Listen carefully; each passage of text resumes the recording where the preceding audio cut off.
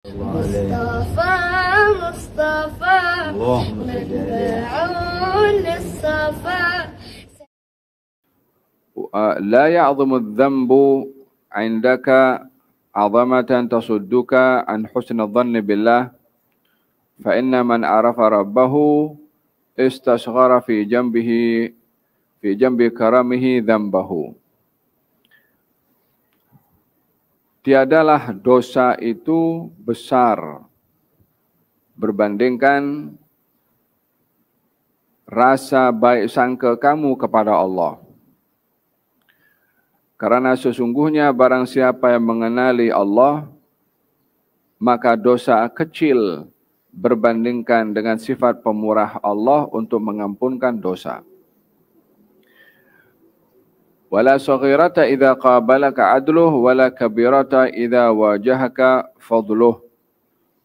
Tiada dosa itu dilihat kecil bila Allah menyikapinya dengan keadilan, dan tiada dosa itu besar bila disikapi oleh Allah dengan sifat pemurah. Dosa itu tidak besar bila ada baik sangka seseorang berdosa kepada Allah. Dan orang yang mengenali Allah akan melihat dosanya itu kecil berbandingkan sifat pengampunan dan sifat rahmatnya Allah. Kata-kata ini diambil daripada firman Allah Subhanahu wa taala. Katanya, ya ibadiyalladzina asrafu ala anfusihim la taqnatu min rahmatillah innallaha yaghfirudz dzunuba jami'a. Wahai orang-orang yang melampaui batas dalam berbuat dosa, zalim kepada diri mereka sendiri, jangan sekali-kali kamu berputus asa daripada meraih rahmatnya Allah. Sesungguhnya Allah mengampunkan semua dosa, semua dosa. Ayat ini memberi penjelasan bahawa tidak ada yang lebih besar daripada rahmatnya Allah. Tidak ada yang lebih besar daripada maaf dan pengampunannya Allah. Kalau dihimpunkan dosa semua orang ini daripada zaman Nabi Adam sampai akhir zaman, dibandingkan dengan rahmatnya Allah, maka ia umpama satu pasir di tengah-tengah padang pasir. Wa rahmati wasi'at kulla syai'. Dan rahmat aku meliputi segala sesuatu.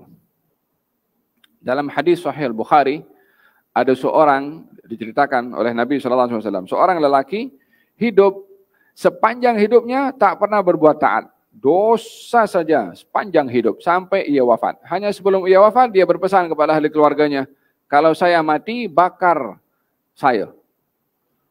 Debunya nanti dibawa ke tepi pantai. Bersamaan dengan hembusan angin yang kuat, buang debu saya ini. Yang kena bawa angin, dibawa angin. Yang masuk laut, masuk laut. Di hari kiamat nanti dibangkitkan orang itu. Katanya, kenapa kamu berbuat demikian? Yani, kenapa kamu berwasiat untuk kamu dibakar tubuh kamu? Katanya, ya Rasulullah, ya Allah, aku takut engkau hukum aku. Jadi aku berharap dengan dibakar tak lagi wujud aku, tak dibangkitkan lagi. Karena takut dengan hukumannya Allah, dengan marahnya Allah. Rasa menyesal di dalam hati dan takut kepada hukumannya Allah, itu bahagian daripada insafnya seseorang kepada Allah. Jadi orang tadi diampunkan oleh Allah. Tengok, bayangkan, sepanjang hidup tak pernah berbuat taat. Tapi ada rasa takut kepada Allah Subhanahu wa ta'ala. Maka disikapi dengan rahmat oleh Allah Subhanahu wa ta'ala sebesar apapun dosa. Bila berbandingkan dengan rahmatnya Allah dan pengampunannya, kecillah itu dosa berbandingkan dengan rahmat dan pengampunan yang diberikan oleh Allah. Hanya seseorang itu tidak dapat menjamin kalau dirinya akan disikapi dengan ampun, dengan maaf, dengan rahmat. Ada kalanya seorang disikapi dengan adil. Allah Subhanahu wa ta'ala menyikapi hambanya ada kalanya dengan adil, ada kalanya dengan rahmat, ada kalanya dengan ihsan. Yang problem adalah bila manusia disikapi dengan adilnya Allah. Jangankan yang berbuat dosa, yang berbuat taat pun takut kalau disikapi dengan sikap adilnya Allah. Apatah lagi yang berbuat dosa. Oleh sebab itu di antara doa-doa para arifin mengatakan, ya Allah sikapilah kami dengan sikap ihsan, bukan dengan sikap adil. Apa itu adil? Adil ini menempatkan sesuatu tepat pada tempatnya. Adil ini memberikan apa yang menjadi hak kepada Tuhan empunya hak. Itu adil. Tapi kalau ihsan, makanya setiap Jumat, ya kan, itu khatib di penghujung khutbah mengatakan innallaha ya'murukum bil adli wal ihsan.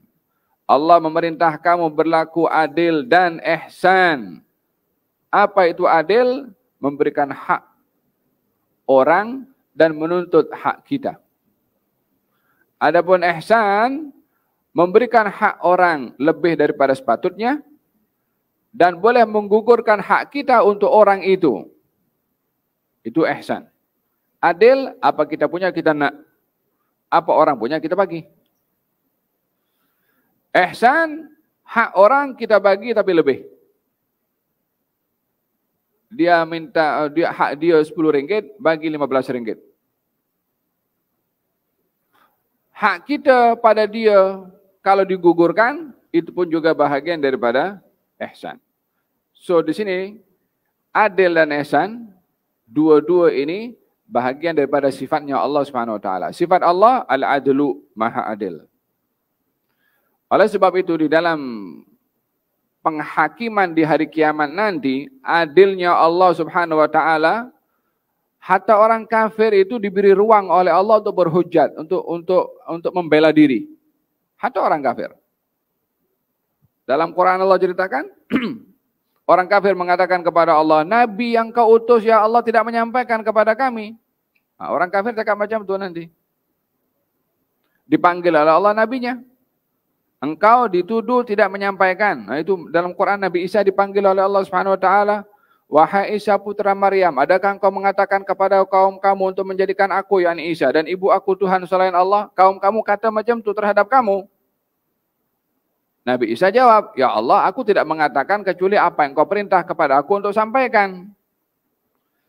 Jadi membela pada waktu itu menunjukkan betapa adilnya Allah terhadap hamba-hambanya hatta yang tidak beriman pun juga, supaya tiada sesiapa yang merasa dizalimi walaupun Allah Subhanahu wa taala berhak untuk menghukum tanpa ada sesiapa yang boleh untuk membela diri. Dan bila seorang itu disikapi dengan adil, susah. Jangankan orang berbuat maksiat, yang berbuat taat pun risau. Kalau dalam hadis sebagai terakhir dalam Mustadrak Al-Imam Al-Hakim, seorang beribadah kepada Allah selama 500 tahun. Kemudian kata Allah Subhanahu wa taala, masuklah kamu ke dalam syurga dengan rahmat aku, ihsan aku bagi kepada engkau, masuk syurga. Kata orang itu, ya Allah, aku nak masuk syurga dengan aku punya amal 500 tahun aku beribadah. Katanya, kalau kau nak masuk syurga dengan amal kamu, jom kita timbang. Ini sifat adil lah. Timbang amal perbuatannya 500 tahun. Diukur dengan nikmat syukur, diukur dengan sejauh mana dia bersyukur dengan nikmat yang Allah kasih pada tubuh badannya, pada matanya.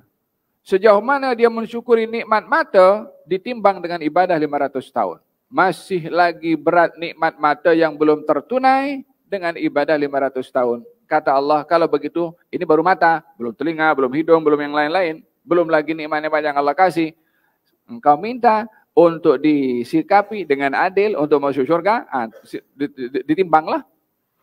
Ternyata amal ibadahnya tidak menyamai daripada hak yang sepatutnya diberikan kepada Allah sebagai Tuhan disembah, maka Allah perintahkan dia masuk syurga dengan adilnya Allah. Maka masuk neraka dengan adilnya Allah karena tak mencukupi. Maka dia pun insaf dan mohon ampun kepada Allah dan akhirnya Allah masukkan dia ke dalam syurga dengan rahmatnya Allah. Jadi, bila seseorang itu disikapi dengan adilnya Allah, hatta para anbiya runsing, para awliya pun runsing. apatah lagi orang-orang berdosa. Tapi kalau orang disikapi dengan sikap ihsan oleh Allah Subhanahu wa taala, jangan tanya berapa besarnya rahmat dan pengampunan Allah berbandingkan dengan dosa semua manusia kalau dihimpunkan menjadi satu. Wa rahmati wasi'at kulli syai', rahmat Allah mendahului segala-galanya.